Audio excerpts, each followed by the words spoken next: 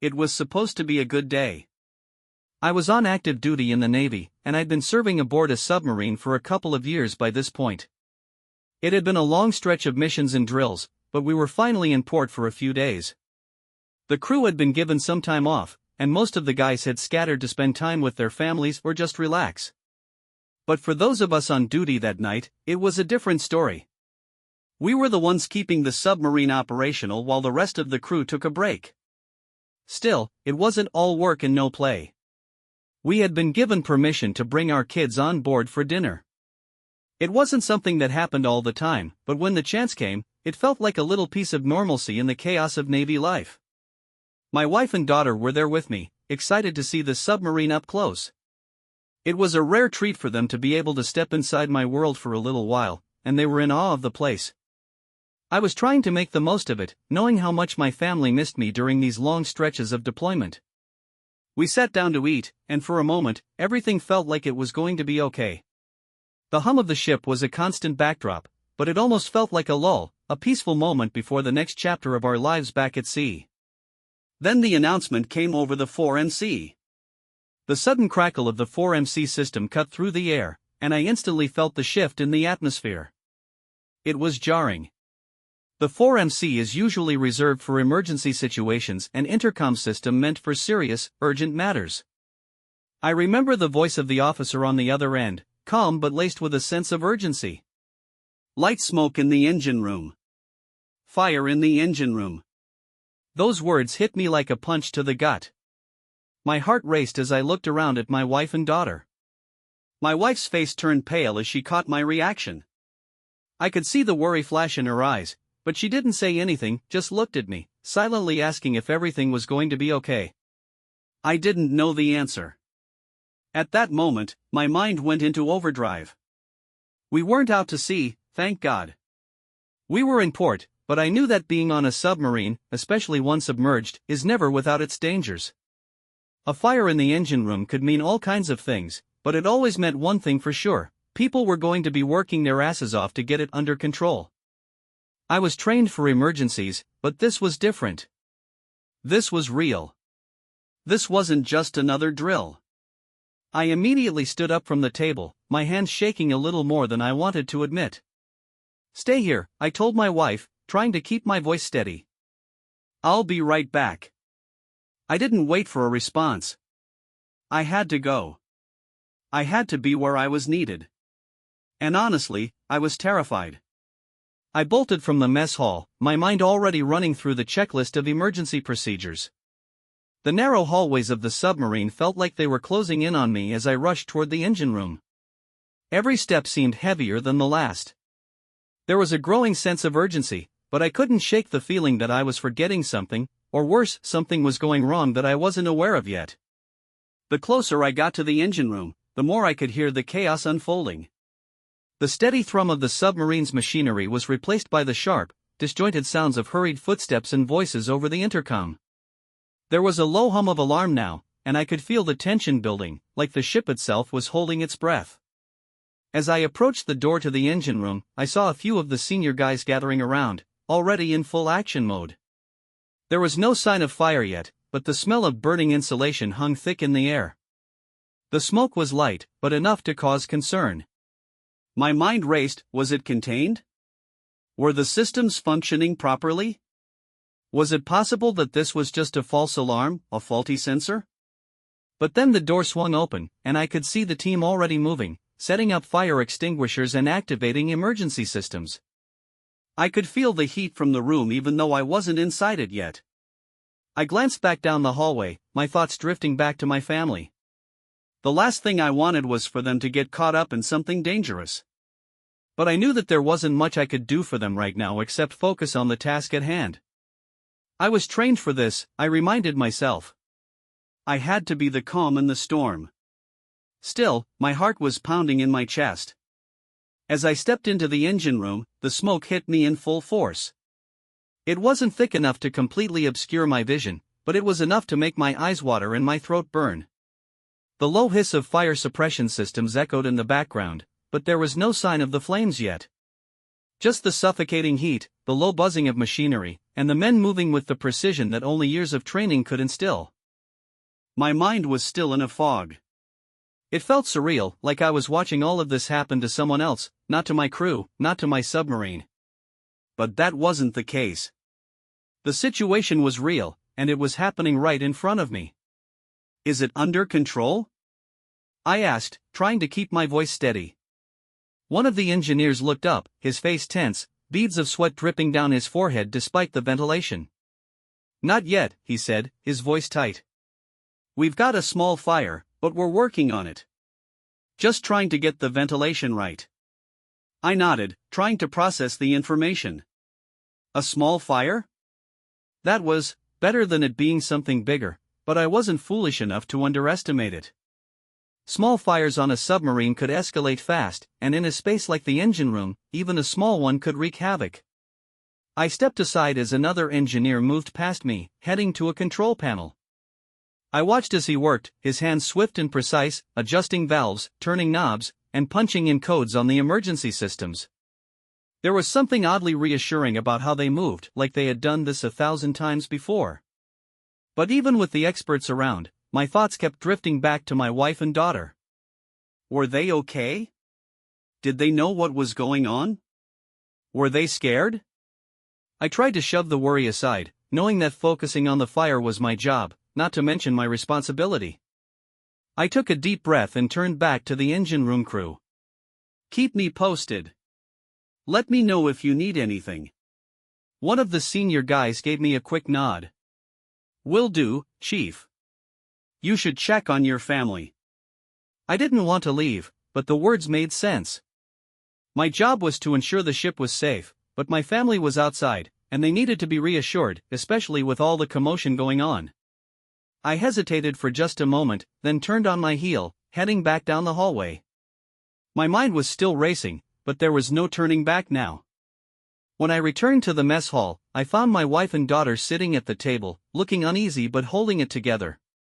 My wife's eyes were scanning the room, trying to gauge the situation. I could tell she was worried, but she hadn't let it show in front of our daughter. She was always strong like that. I took a deep breath as I approached them, forcing a calmness into my voice that I didn't quite feel. Everything's under control, I said, though I knew the words didn't quite have the weight of certainty.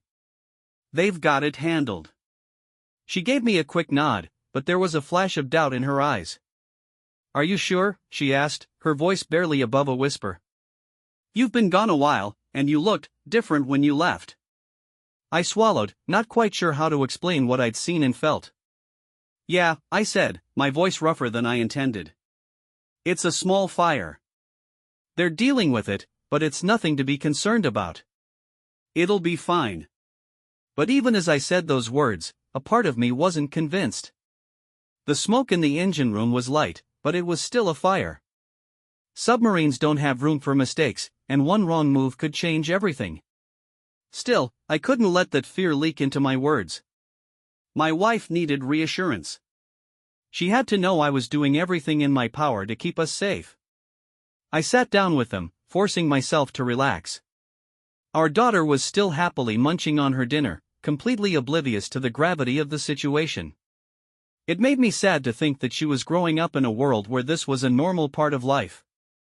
A fire on the submarine, and yet here she was, eating as if it were just another day. I smiled at her, trying to keep the normalcy for her sake. She smiled back, a big grin spreading across her face as she shoved another bite of food into her mouth. But I couldn't shake the nagging worry in my gut. What if something went wrong? What if it wasn't just a small fire? What if there was more to it?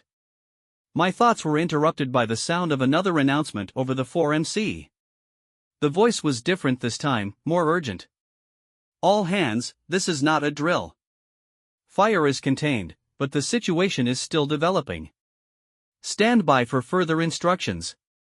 I looked at my wife, my heart sinking. The words, though brief, told me what I didn't want to hear. The fire was contained, yes, but there was more going on than I had hoped for. The last thing I wanted was for her to feel the fear I was starting to feel. But the reality was setting in. It wasn't over yet. The words over the 4MC kept echoing in my mind. The situation is still developing. Those simple words carried a weight that made my stomach churn. I tried to ignore the worry creeping up my spine, focusing instead on the task at hand. But the truth was, I couldn't escape the unease that settled in my chest. I looked at my wife again. Her face had shifted from concern to something a little more serious, a little more fearful. She wasn't showing it, but I knew her well enough to see that she was struggling to keep it together. "Let's go up to the deck," I said, trying to sound calm. "It'll be easier to keep an eye on everything from there." It was a vague suggestion, but it gave us a reason to move away from the mess hall and the increasing tension. We stood up, my wife quickly gathering our daughter in her arms. The three of us walked out of the mess hall together, the sounds of the crew working, of alarms and voices, growing more distant as we made our way through the narrow hallways. I tried to keep my stride steady, but every step felt like it carried more weight. What had started as a routine night with dinner on the submarine had now turned into something far more serious, something that had shifted the atmosphere from relaxed to tense in an instant. As we made it to the upper deck, I felt a breath of fresh air, the salty breeze brushing my face. For a moment, it almost felt like a lifeline. The sky above was clear, and the stars were out, but the comfort was short-lived. The reality of being on a submarine trapped in a steel tube beneath the water was hitting me again. Out here, it was easy to think everything was okay, but deep down I knew it wasn't. We stood there for a while in silence, the tension thick in the air between us. My wife leaned against the railing, trying to appear calm, but her eyes kept darting to me. I could feel her anxiety building, and it made mine worse. I didn't want to tell her how scared I was. I didn't want her to see it in my eyes, so I buried it deep down and focused on keeping a level head. I tried to make small talk to distract us. "It's nice out here, huh?" I said, pointing to the night sky. "It's crazy how peaceful it feels up here, compared to what's going on below." She gave me a tight smile, but I could tell it wasn't the smile I was used to. It was forced, and it didn't reach her eyes. Then, without warning, another voice came through the 4MC. "Attention all personnel, fire is now under control. Crew, return to regular duty stations. Any personnel who were not assigned to the emergency response, report to your stations immediately." I let out a breath I didn't realize I'd been holding. The fire was under control. It wasn't a total disaster. But that didn't erase the feeling of dread that had taken root in my stomach. We had narrowly avoided a catastrophe, but I knew this was far from over. Fires, emergencies, they never really go away completely. You live with the aftermath, the lingering tension. And tonight, I felt it in every muscle, in every thought. I looked over at my wife. "It's under control," I said again, this time with a little more certainty. "We're going to be okay." But even as I said the words, I knew they were just that, words. The situation was under control now, but that didn't mean it wouldn't escalate again. Despite the announcement, there was a lingering tension that wouldn't let me relax. The fire was under control, yes, but that didn't mean everything was over. There was still work to be done, checks to be made, and the aftermath to deal with. Even though it felt like a weight had been lifted with that last announcement, the sinking feeling in my gut remained. I could see it in my wife's eyes. She was trying to be strong, trying to put on a brave face for me, for our daughter, but I knew better. She'd been through this before, these long, stressful nights where I wasn't home, and when things went wrong, there was no telling what would happen. The difference now was that she was here, right in the middle of it. My daughter, oblivious as ever, was climbing onto the railing, looking out at the water. I couldn't help but feel a pang of guilt. This wasn't a life I wanted for her, but it was the life I had chosen. Being on a submarine meant dangers like this were always lurking, and I couldn't shield her from them. I couldn't promise her that nothing would go wrong again. I turned back to my wife, trying to find the right words. "You okay?" I asked, my voice softer now. She met my gaze, and for the first time since the announcement, she nodded slowly. "I'm fine," she said, but her voice was strained. I hate being so far from you when things like this happen." I knew what she meant. Every time something went wrong, she was stuck in this helpless place, unable to do anything except wait for news. It was a constant worry for her. And for me too. The guilt of not being able to protect them, to make sure they were safe, ate at me in ways I couldn't describe. I reached over and squeezed her hand. I know. I hate it too. We stood there for a moment in silence, the sounds of the crew filtering up from below decks. I could hear the thrum of activity picking up again, the crew returning to their stations, the submarine settling back into its routine. But inside, everything felt a little different now. This wasn't just a blip in our normal lives. It was a reminder of how fragile everything really was. How one moment, you can be sitting down to dinner with your family, and the next, you're facing an emergency. I didn't want to dwell on that thought too long.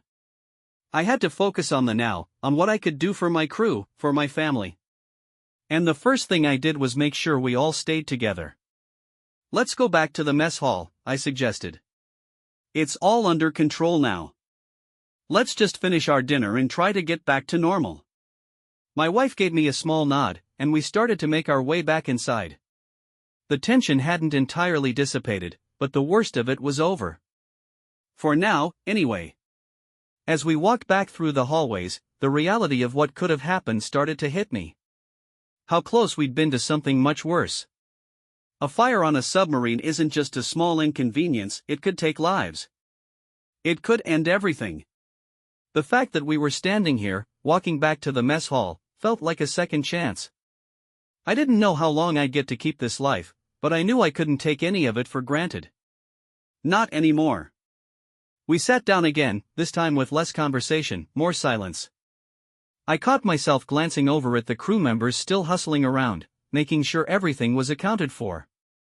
I couldn't shake the feeling that something was still unfinished. My mind kept spinning, running through the list of things I still needed to do. The fire was under control, yes, but I couldn't leave it in the hands of the crew alone. I had to check in, had to make sure the engines were safe, the systems were all running as they should be. I need to check on a few things, I told my wife, my voice low. I'll be back in a bit. She didn't argue. She knew the drill by now. I stood up, gave her a kiss on the forehead, and left the mess hall once again. This time, I didn't feel quite as frantic, but there was still a gnawing concern in my gut. The situation wasn't over. Not by a long shot. I still had to face the aftermath of what had just happened. I made my way back to the engine room, but it wasn't as chaotic this time. The smoke had cleared, and the crew had settled into their usual rhythm. The emergency alarms had been silenced, but there was still that heavy, almost suffocating tension hanging in the air. The smell of burned insulation still lingered, reminding everyone of how close things had come. As I stepped into the engine room, I noticed the team had already started working on damage assessments. The engineers were checking pressure gauges, reading over systems logs, and making sure that everything was functioning as it should. It was impressive how quickly they had bounced back from the initial shock of the fire. But that didn't mean I could just let it go. I had to know everything was safe before I could let my guard down. I approached one of the senior engineers who was busy running diagnostics on a control panel. He didn't look up when I walked over, but his voice was steady, almost like he was reciting a script. The fire's out. We're clearing the area now, checking for any structural damage. Nothing too serious, but we're taking it slow. Don't want to miss anything. I nodded, still feeling a little uneasy.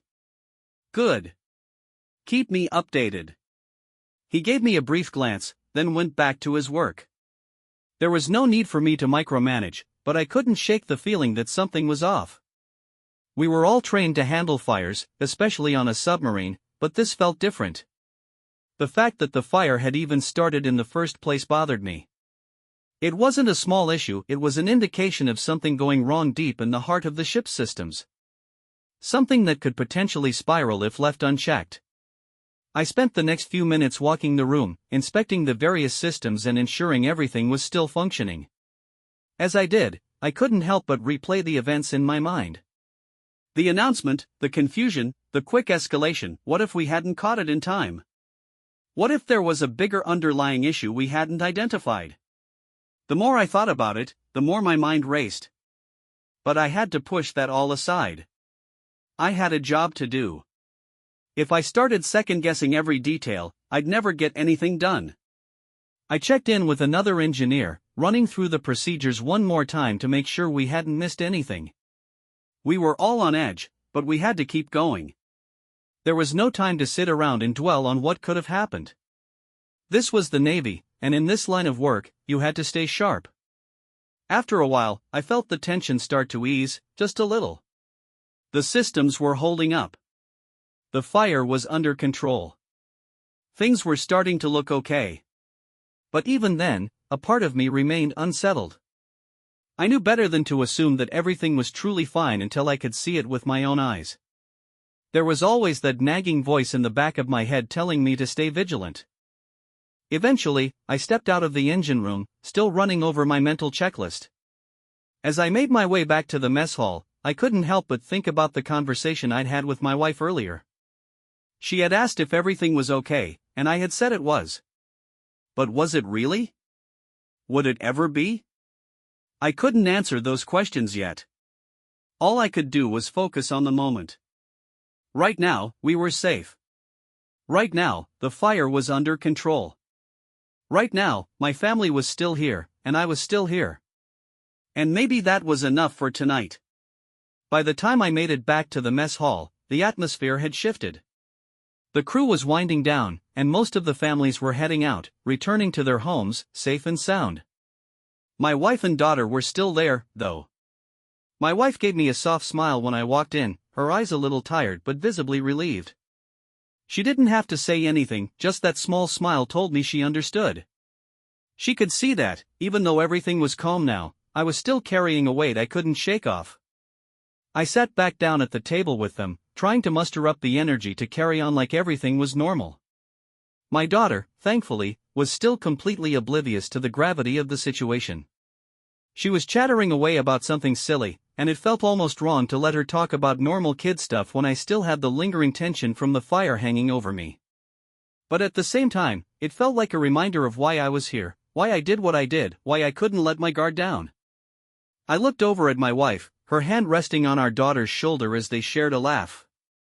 In that moment, it hit me just how lucky I was. This situation could have gone so much worse. There could have been real damage. There could have been injuries, lives lost. But there hadn't been. The fire had been contained. The systems were intact. We were all still here, and that was the most important thing. I didn't want to dwell on the fear and what-ifs. The Navy, life at sea, it's full of risks, and it always will be. But what happened tonight reminded me of something deeper. There's a part of this job, this life, that's not about the machinery or the drills or even the missions, it's about the people we come home to, the ones waiting for us when we return. It's about the moments we share, no matter how small, and how we make it through the tough stuff together. As I looked across the table at my family, I knew that no matter what came next, this would always be my anchor. They were my reason for pushing through every danger, every uncertainty. They were the ones who kept me going when things got rough. And for that, I would always do everything in my power to keep them safe. I'm glad you guys are here, I said, the words finally feeling right. My wife smiled again, her eyes soft. We're glad to be here, she replied. And we're glad you're okay. We stayed at the table a little longer, talking about nothing and everything. I didn't know what the future would hold, but tonight, I had learned something important, that no matter how much we plan, how much we prepare, life's going to throw its curveballs. But it's how we handle those moments, how we move through them together, that makes all the difference. And maybe that's the best lesson I could take away from tonight. Things can change in an instant, and nothing is guaranteed. But if we face whatever comes together with strength, resilience, and love, then we'll always make it through. So, as I sat there with my family, I decided to focus on the now. The fire was out, the danger past. I wasn't going to let fear dictate my life. Instead, I was going to hold on tight to the things that mattered most, and never forget how lucky I was to have them. Advice for anyone in a similar situation. Don't take your loved ones for granted. The moments you get to share with them, especially in the quieter times, are precious. And when something unexpected happens, whether it's an emergency or just life throwing a curveball at you, take a breath, trust your training, and remember that it's okay to lean on the people around you. It's okay to show your vulnerability. We're all human. But most of all, remember what really matters: your family, your friends, and the relationships you've built. They're what will carry you through, no matter what comes your way.